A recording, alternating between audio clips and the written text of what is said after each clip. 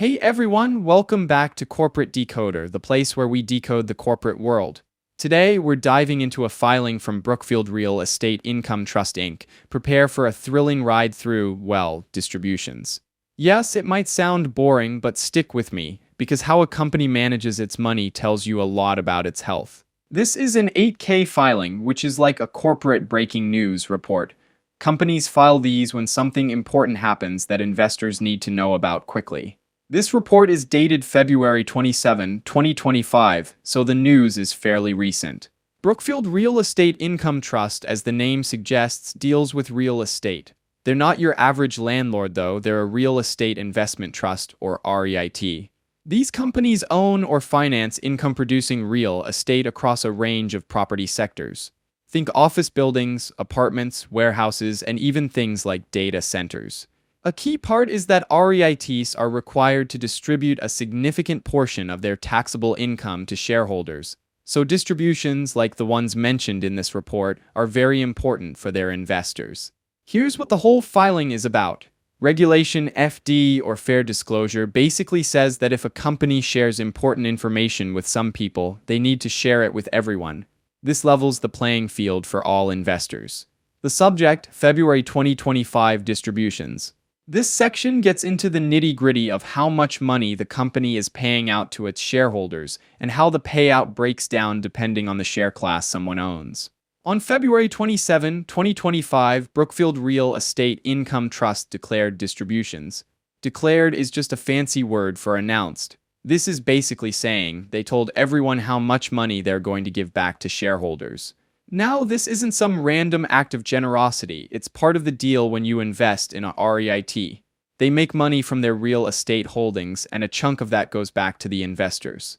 Here's where it gets interesting. Not all shares are created equal. The report breaks down distributions for different classes of common stock: Class I, Class S, Class D, Class T, Class C, and Class E.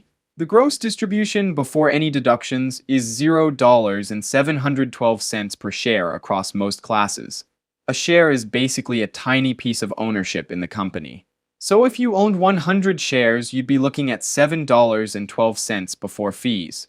It's not retirement money, but it is an income stream. Now, the management fee. This is what Brookfield charges to, well, manage the real estate and make sure the money keeps flowing. Notice it varies slightly by share class, ranging from $0.111 to $0.115 per share. These fees cover salaries, office space, and everything else involved in running the REIT. So in practice, this is a fee that is paid to experts for handling everything, from the roof of the building to the accounting books. Next up, the stockholder servicing fee. Some share classes, like Class I and Class C, don't have this fee, while others do. This fee covers things like sending out statements and answering investor questions, and ranges from $0.21 to $0.71 per share. And finally, the net distribution. This is the actual amount of money shareholders receive after the management and servicing fees are taken out. It ranges from $0.527 to $0.712 per share, depending on the class. Class E shareholders get the full gross distribution because they don't pay any fees. This part explains who gets the money. If you were a shareholder of record, which means you officially own the shares after the close of business on February 27, 2025, you're getting a distribution. You can either get the money in cash, or you can use it to buy more shares of the company through a dividend reinvestment plan.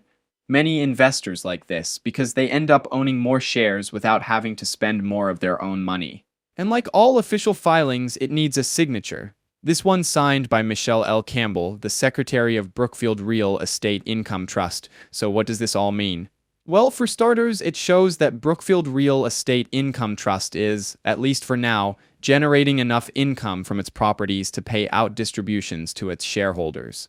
This can be seen as a positive sign, especially for REITs, as these payouts are a major draw for investors. However, the varying fees across share classes are very important to understand before investing. It highlights that the type of shares you own can significantly impact your returns. Always read the fine print. Furthermore, these distributions are not guaranteed. Real estate markets can fluctuate.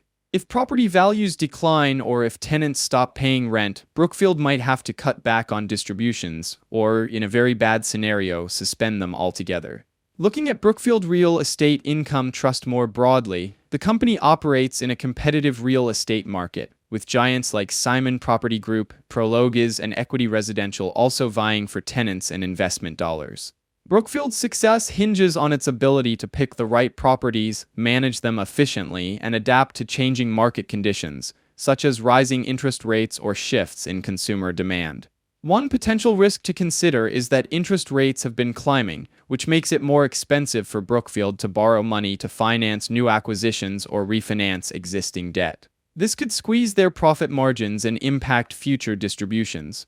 But on the other hand, rising rents in certain markets could offset these higher borrowing costs. I'd say Brookfield appears to be in a stable position, but investors should carefully consider the risks associated with rising interest rates and the competitive nature of the real estate market. I'd keep a close eye on their debt levels and occupancy rates to see how well they're navigating these challenges. Thanks for watching. If you found this corporate decoding helpful, please hit that like button, leave a comment, and subscribe for more deep dives into the world of finance.